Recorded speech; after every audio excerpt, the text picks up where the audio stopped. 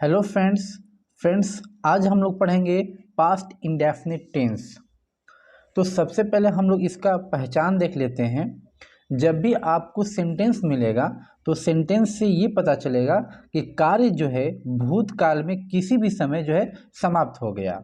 यानी काम जो है इस टेंस में ऐसा होता है कि बीते हुए समय में भूतकाल में काम शुरू होता है और भूतकाल में ही बीते हुए समय में काम समाप्त भी हो जाता है।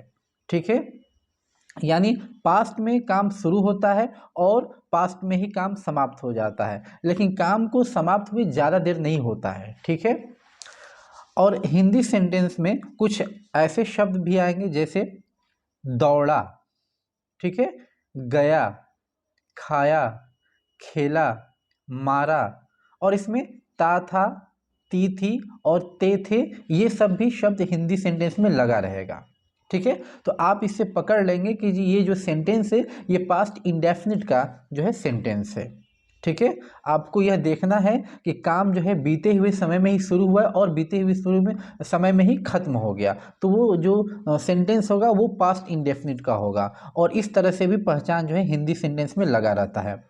ठीक है, अब हम लोग बात करते हैं हेल्पिंग वर्ब की। ठीक है, तो इसमें जो हेल्पिंग वर्ब होता है, ठीक है, वो अगर हम पॉजिटिव यानी अफर्मेटिव सेंटेंस बनाते हैं, पॉजिटिव जिसको हम अफर्मेटिव भी कहते हैं, ठीक है, अफर्मेटिव सेंटेंस बनाते हैं तो उसमें हेल्पिंग वर्ब नहीं लगता है। उसमें क्या लगता है, मेन वर्ब का जो है सेकेंड फॉर्म लगता है। ठीक है, मेन वर्ब का सेकेंड फॉर्म लगता है और कोई हेल्पिंग वर्ब नहीं लगता है। नो हेल्पिंग वर्ब, कोई हेल्पिंग वर्ब नहीं लगता है। ठीक है, इसमें कोई हेल्पिंग वर्ब नहीं लगता है। ठीक है, वर्ब का सेकेंड फॉर्म लगता है। ठीक है, पॉजिटिव और अफर्मेटिव की मैं बात कर रहा हूँ। और जब सेंटेंस जो है निगेटिव होगा या इंट्रोगेटिव होगा, ठीक है, निगेटिव या इंट्रोगेटिव होगा, तो अब क्या हो जाएगा, अब हो जाएगा वर्ब का फर्स्ट फॉर्म और इसमें हेल्पिंग वर्ब आ जाएगा डिड। सारे सब्जेक्ट के साथ डिड लगेगा। तो आपको याद रखना होगा जब सेंटेंस पॉजिटिव होगा जिसको अफर्मेटिव भी बोलते हैं तो वर्ब का सेकेंड फॉर्म लगता है। ठीक है, और उसमें हेल्पिंग वर्ब नहीं लगता है। और जब सेंटेंस निगेटिव होगा या इंट्रोगेटिव होगा तो वर्ब का फर्स्ट फॉर्म हो जाएगा, जो कि पहले सेकेंड फॉर्म था तो अब हो जाएगा वर्ब का फर्स्ट फॉर्म और इसमें जो है हेल्पिंग वर्ब आ जाएगा डिड। ठीक है, इतना आपको दिमाग में रखना है। यानी पॉजिटिव सेंटेंस में वर्ब का सेकेंड फॉर्म और कोई जो है हेल्पिंग वर्ब नहीं लगेगा और ये वर्ब का जो सेकेंड फॉर्म है हर तरह के सब्जेक्ट के साथ यूज होगा। और जब सेंटेंस निगेटिव होगा या इंट्रोगेटिव होगा तो वर्ब का फर्स्ट फॉर्म हो जाएगा और हेल्पिंग वर्ब उसमें बढ़ जाएगा डिड। और ये जो डिड का यूज होता है ये हर तरह के सब्जेक्ट के साथ होता है। ठीक है, तो पहचान और हेल्पिंग वर्ब और मेन वर्ब जो भी ये सारी जो चीज़ें हैं हम लोग सेंटेंस को ट्रांसलेट करेंगे तो ये सारी चीज़ें और अच्छे से क्लियर हो जाएंगी। तो चलिए अब हम लोग सेंटेंस को ट्रांसलेट करते हैं। यहाँ पे सबसे पहले हम लोग पॉजिटिव सेंटेंस को ट्रांसलेट करेंगे। ठीक है, तो इसकी जो बनावट है, सेंटेंस की जो बनावट है, सबसे पहले सब्जेक्ट लिखा जाएगा और इसमें वर्ब का जो है मेन वर्ब का सेकेंड फॉर्म यूज होता है, मेन वर्ब का सेकेंड फॉर्म, उसके बाद ऑब्जेक्ट आएगा। ठीक है, तो इसको हम लोग ट्रांसलेट करेंगे और ये जो सेकेंड फॉर्म होता है वो हर तरह के सब्जेक्ट के साथ लगता है। यहाँ पर सेंटेंस है, देखिए, मैं स्कूल गया, तो ये काम खत्म हो गया बीते हुए समय में, बीते हुए समय में शुरू हुआ और बीते हुए समय में खत्म हो गया। ठीक है, तो ये पास्ट इंडेफिनिट में है। मैं स्कूल गया, तो अब ये हो जाएगा मैं का आई हो गया और सेकेंड फॉर्म लगेगा तो गया यहाँ पर है वो हमारा मेन वर्ब। गया का मतलब जाना और जाना का इंग्लिश होता है गो और गो का लग जाएगा सेकेंड फॉर्म तो हो जाएगा वेंट। ठीक है, और स्कूल बाद में I went to school, I went to school, मैं स्कूल गया। ठीक है, नेक्स्ट सेंटेंस है वह मेरे पास आया। ठीक है, तो वह का हो जाएगा ही और आना का होगा कम, तो कम का सेकेंड फॉर्म होगा केम। ही came to me, he came to me, वह मेरे पास आया। ठीक है। सबसे पहले हम सब्जेक्ट लिखते हैं, उसके बाद मेन वर्ब, तो मेन वर्ब का सेकेंड फॉर्म है और यहाँ पे प्रीपोजिशन है, उसके बाद जो है ऑब्जेक्ट का यूज हुआ है मी। नेक्स्ट सेंटेंस है उसने मोहन की मदद की, तो उसने का इंग्लिश होता है ही, ठीक है।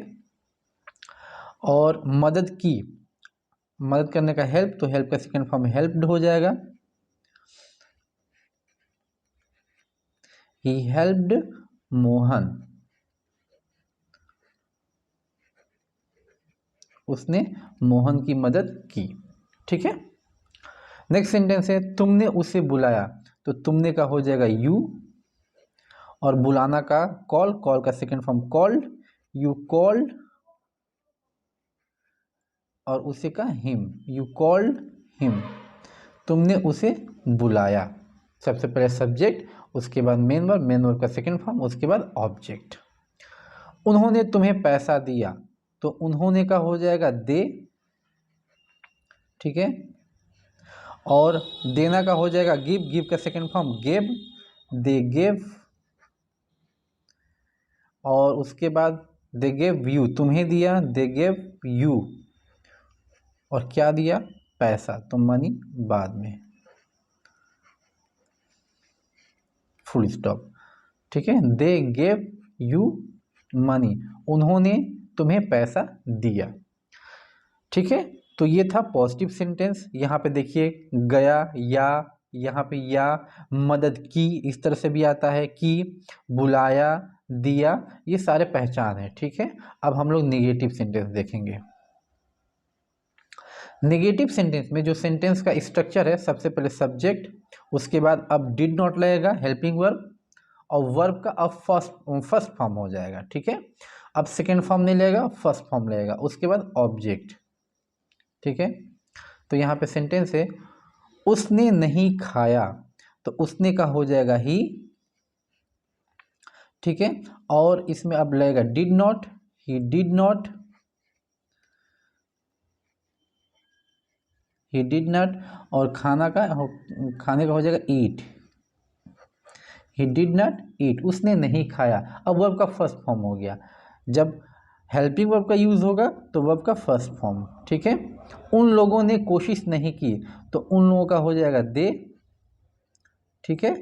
अब उसके बाद did not, they did not, और कोशिश करने का try, full stop, they did not try, उन लोगों ने कोशिश नहीं की। सबसे पहले सब्जेक्ट, उसके बाद हेल्पिंग वर्ब, उसके बाद मेन वर्ब, ठीक है। मैंने तुम्हें नहीं पढ़ाया, तो मैंने कहा आई, और आई के बाद did not, I did not, और पढ़ाने का हो जाएगा teach, I did not teach, और तुम्हें का हो जाएगा you, I did not teach you, मैंने तुम्हें नहीं पढ़ाया। सबसे पहले सब्जेक्ट, उसके बाद हेल्पिंग वर्ब, उसके बाद मेन वर्ब, मेन वर्ब का फर्स्ट फॉर्म, उसके बाद ऑब्जेक्ट। नेक्स्ट सेंटेंस है तुमने उसे नहीं देखा, तो तुमने का हो जाएगा यू, और उसके बाद लगेगा did not, you did not,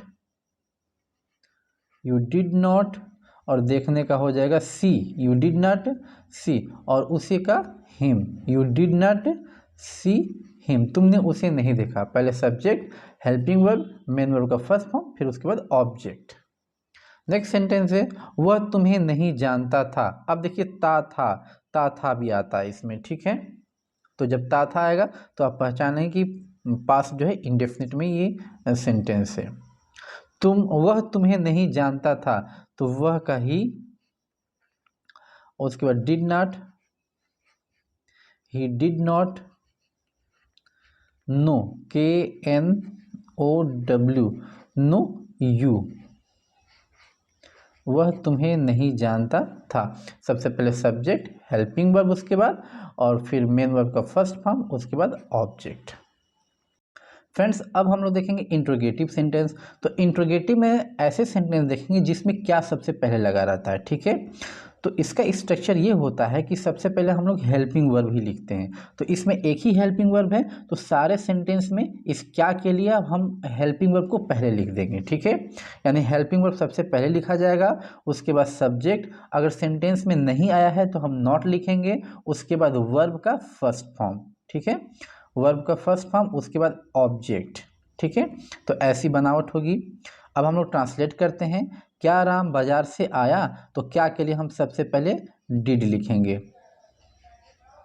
did, उसके बाद राम, डिड राम, उसके बाद आना का हो जाएगा कम, तो कम का हमको फर्स्ट फॉर्म लिखना है, डिड राम कम, और बाजार से फ्रॉम मार्केट, फ्रॉम मार्केट, उसके बाद क्वेश्चन मार्क। सबसे पहले डिड, क्या के लिए डिड हो गया पहले, उसके बाद सब्जेक्ट, फिर मेन वर्ब, और उसके बाद फ्रॉम प्रीपोजिशन है, और ऑब्जेक्ट जो है लास्ट में, उसके बाद क्वेश्चन मार्क। नेक्स्ट सेंटेंस है, क्या सीता अंग्रेजी नहीं सीखी, तो अब जो है क्या के लिए हम सबसे पहले डिड लिखेंगे, डिड सीता, अब देखिए इसमें नहीं आया है तो सब्जेक्ट के बाद not, did Sita not learn English, English का ई बड़े से, जितने भी लैंग्वेज होते हैं उनका पहला लेटर हमेशा कैपिटल से लिखा जाता है, ठीक है। तो डिड हो गया, फिर सब्जेक्ट, उसके बाद नॉट आया है तो इसमें नॉट हो गया, और फिर मेन वर्ब का फर्स्ट फॉर्म, और फिर जो भी ऑब्जेक्ट है वो लास्ट में, फिर उसका क्वेश्चन मार्क, ठीक है। Did Sita not learn English, क्या सीता अंग्रेजी नहीं सीखी। नेक्स्ट सेंटेंस है, क्या आपने कल शाम को देखा, तो सबसे पहले डिड, ठीक है, डिड, उसके बाद जो है डिड के बाद क्या आपने कल शाम को देखा, इसमें सब्जेक्ट है यू, डिड यू, उसके बाद देखना, तो देखने का हो जाएगा see, did you see Shyam, did you see Shyam कल, यस्टरडे,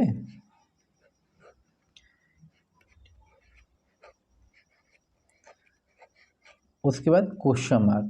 सबसे पहले डिड, ठीक है, उसके बाद सब्जेक्ट, फिर मेन वर्ब, मेन वर्ब का फर्स्ट फॉर्म, फिर ऑब्जेक्ट, और यहाँ पे आया है यस्टरडे, तो यस्टरडे हो गया लास्ट में, उसके बाद क्वेश्चन मार्क। नेक्स्ट सेंटेंस है, क्या हमारा देश आज़ाद नहीं हुआ, ठीक है, तो सबसे पहले डिड,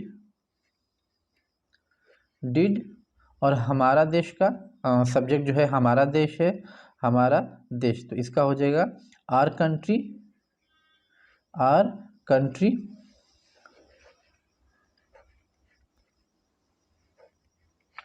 डिड आर कंट्री, उसके बाद नॉट भी आया, नहीं भी आया तो नॉट, नॉट, और उसके बाद आज़ाद होने का बिकम फ्री, BECOME बिकम, उसके बाद फ्री, उसके बाद question mark. Did our country not become free, क्या हमारा देश आज़ाद नहीं हुआ, सबसे पहले डिड, उसके बाद सब्जेक्ट, फिर इसमें नहीं आया तो नॉट, फिर वर्ब का फर्स्ट फॉर्म, ठीक है। फ्रेंड्स, अब हम लोग देखेंगे इंट्रोगेटिव में ही, जिसमें क्वेश्चन वर्ड बीच में आता है, ठीक है।